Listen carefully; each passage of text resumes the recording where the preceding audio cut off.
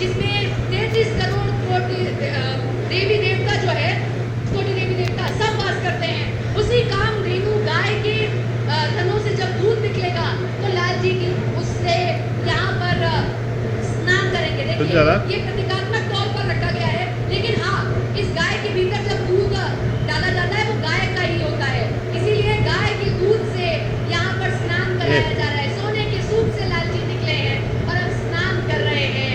कामधेनु गाय जिस पर देवी देवताओं की आप चित्र को भी देख सकते हैं।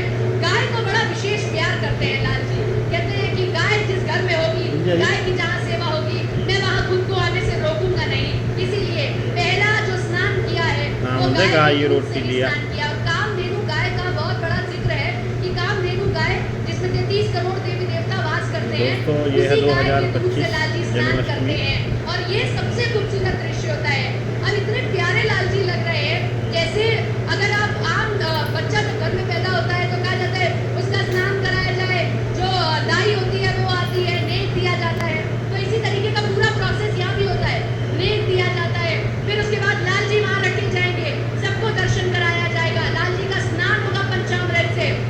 बहुत खूबसूरत भाव है प्रशांत जी, इस भाव को जितना कहा जाए उतना कम है कि आप इसको देख पा रहे हैं, इसकी साक्षी बन पा रहे हैं।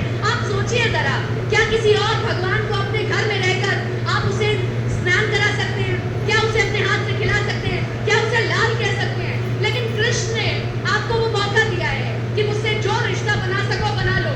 आप मुझे लाल कहो, आप मुझे लाली कहो, आप मुझे पिता कहो, आप मुझे पुत्र कहो। ये कृष्ण ने ही बस एक आपको स्थान दिया है। जब जन्म लिया तो जन्म नहीं लिया, प्रकट हुए वो। देवकी ने कहा कि कोई तो मौका दीजिए कि मुझे भी ममता महसूस हो, तो उनका दुख पान किया। ये कृष्ण ही कर सकते हैं। दुनिया के कोई और भगवान या दुनिया का कोई और व्यक्ति ये प्रेम आपको नहीं दे सकता है। उसी प्रेम में नाचते हुए ये लोग हैं। 12 बज गए हैं, लेकिन किसी को घर जाने की चिंता नहीं है। क्यों जाए घर? जिसका सबसे बड़ा घर है, उस घर के सबसे बड़े आर्जन आ चुके हैं हम सबके बीच में। अब कहाँ और जाएंगे?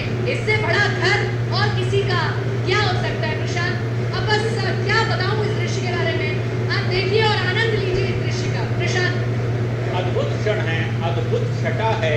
जिस तरह से हमारे दर्शक भी इस वक्त देख पा रहे हैं न्यूज़ 18 इंडिया पर, मथुरा की वो छटा जो सपना हमारे दर्शकों तक पहुंचा रही है।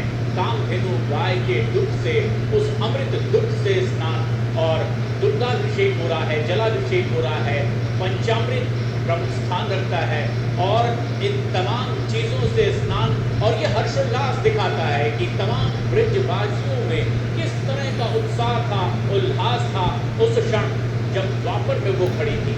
और अब आज इस वक्त फिर एक बार जन्मोत्सव में यही भाव हर कृष्ण भक्त के मन में है। मथुरा की ये तस्वीर श्री कृष्ण जन्मभूमि से सीधी आती तस्वीर, जैसे ही मध्यरात्रि को भाद्रपद की कृष्ण पक्ष की अष्टमी तिथि को जन्म हुआ है, उसके बाद से ये तमाम वो परंपराएं जो तब से चली आ रही है उसी का निर्माण करते यहाँ पर पारंपरिक तौर पर, और ये तस्वीरों में दिख सकता है प्रतीकात्मक तौर पर, वही परंपरा एक बार फिर निभाई जा रही है। पालकी में बिठाकर, हाथी घोड़ा पालकी, जय कन्हैया लाल की जय घोष के साथ में अब इस उत्सव को मनाया जा रहा है। सपना तमाम लोगों में वो भाव हम देख पा रहे हैं, लेकिन इस वक्त जो कुछ हो रहा है, कुछ वर्णन उसका भी करें।